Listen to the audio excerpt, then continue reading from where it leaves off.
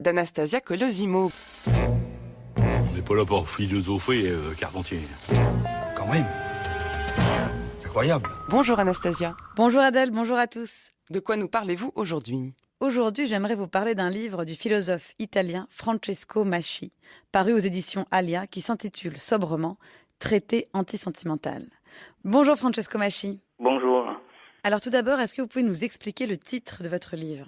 Je parle dans ce livre de ce que j'appelle un mythe, un virus antimoderne qui est en train d'infecter toutes les structures et les institutions qui faisaient de la modernité quelque chose de très abstrait, complexe, où la vérité était quelque chose qui n'avait plus de place absolue. Donc il y a... Selon moi, on vit un moment, et la modernité surtout traverse un moment très, très délicat. Mais alors justement, avant de reparler de ce virus, comment est-ce que vous définissez la modernité ? Vous parlez du fait que c'est la découverte de la mort qui a été ce moment traumatique, qui a été au fondement de la modernité, et vous expliquez ensuite comment l'homme a essayé de dépasser ce moment traumatique. Oui, tout à fait. Les livres, donc, c'est une sorte de traité qui part du commencement de la modernité pour en arriver justement à sa fin.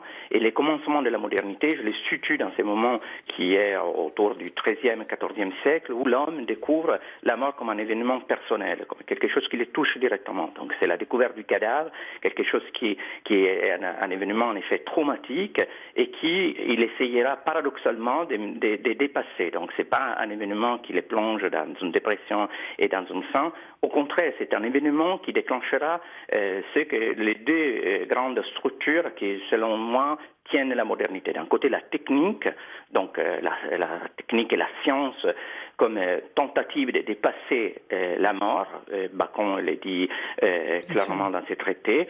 Et d'un autre côté, c'est ce que j'appelle la culture absolue. Donc, tout un système de production, de fiction et d'images qui aussi nous font habiter l'espace public en tant que subjectivité fictive, donc une sorte de cristallisation des images. Donc, ces deux structures sont projetées vers une sorte de futur utopique où la mort serait mise de côté, etc. Et alors, ce que vous dites, c'est qu'en fait, ça a fonctionné pendant toute une période, mais en réalité, il y avait dès le départ un virus antimoderne au cœur de la modernité. Et c'est quoi ce virus ? Ce virus, il est propagé, on peut dire, il est par les structures même qu'il critique, donc par les images.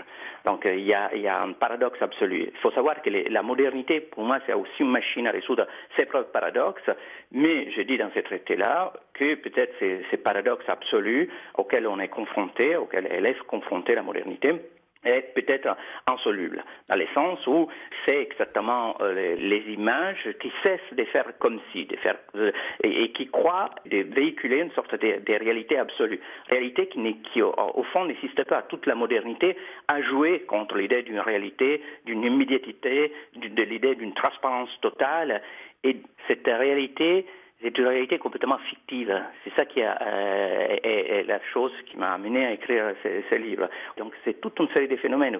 Les phénomènes de la grande simplification, évidemment amenés par les réseaux sociaux, par la presse, dernièrement. L'idée qu'il devrait exister une sorte de vérité absolue de laquelle on est constamment séparé par des forces obscures, etc.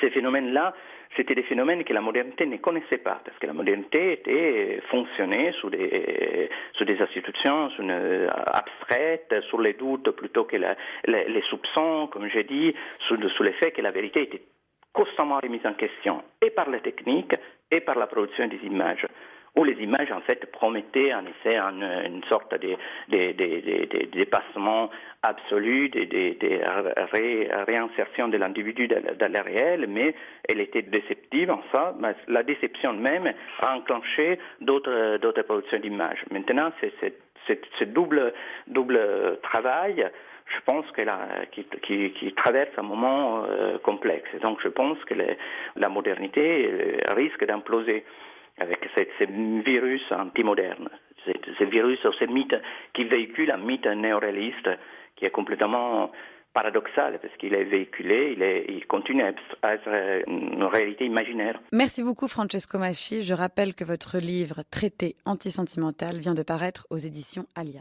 Merci beaucoup.